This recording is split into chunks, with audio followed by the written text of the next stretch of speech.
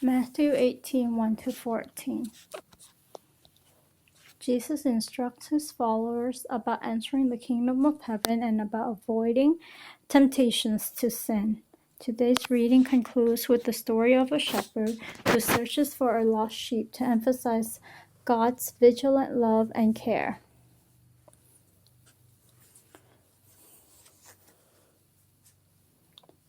Who is the greatest? At that time, the disciples came to Jesus asking, "Who is the greatest in the kingdom of heaven?" So Jesus called a child to come and stand in front of them, and said, "I assure you that unless you change and become like children, you will never enter the kingdom of heaven. The greatest in the kingdom of heaven is the one who humbles himself and becomes like this child. And whoever welcomes in my name one such child as this welcomes me." Temptations to sin. If anyone should cause one of these little ones to lose his faith in me, it would be better for that person to have a large millstone tied around his neck and be drowned in the deep sea. How terrible for the world that there are things that make people lose their faith.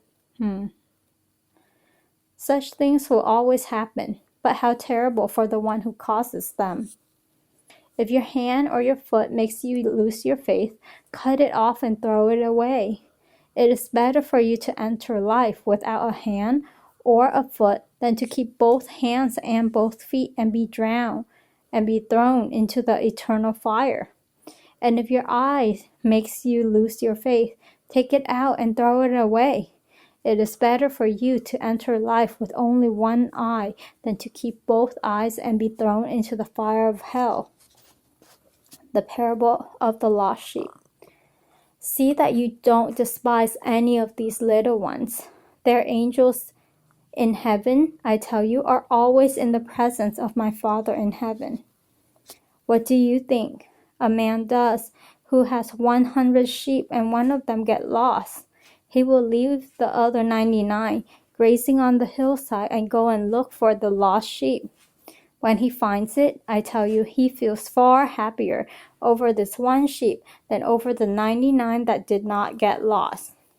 In just the same way, your Father in heaven does not want any of these little ones to be lost.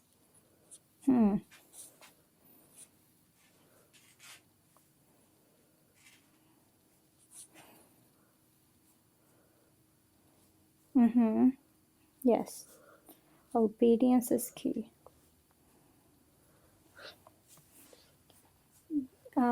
I think it just means that we are to be completely dependent and just to God, trusting in Him for everything, like how my children doesn't have to worry about if they're gonna have food or clothes. We provide all of that for them and they don't have to worry about it. They just have to sleep, wake up, eat and play and learn. And so and repeat, and they don't think of it as a daily grind. They don't think of as a chore.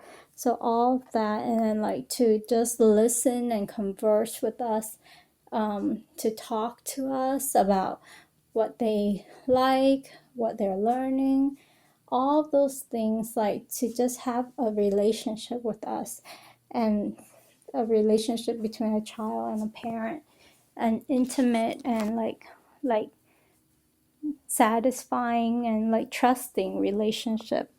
And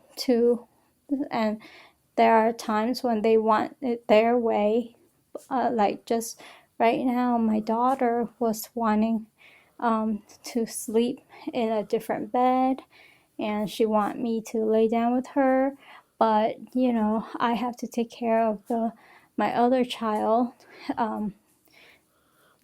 so I'm carrying him in a baby carrier so that he can sleep, so I can't lay down with her yet.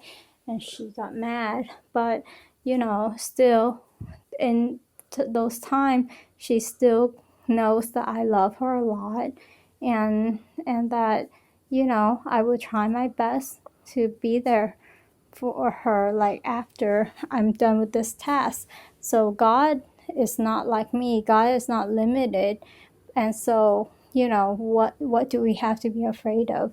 And even when we're angry or when we don't understand why he is delaying or why his purpose, his timing isn't the same as ours, and the way that he works isn't the same as ours, we all also know that he is much more capable than us, and he is bigger than us, his ways, and his thoughts are higher than us. So just trusting in that, and to just like not let our fickle emotion like carry like control us, but to let reason and trust control us. And that's what humility is, I think. When we know that we're small and God is much greater than we are. Amen.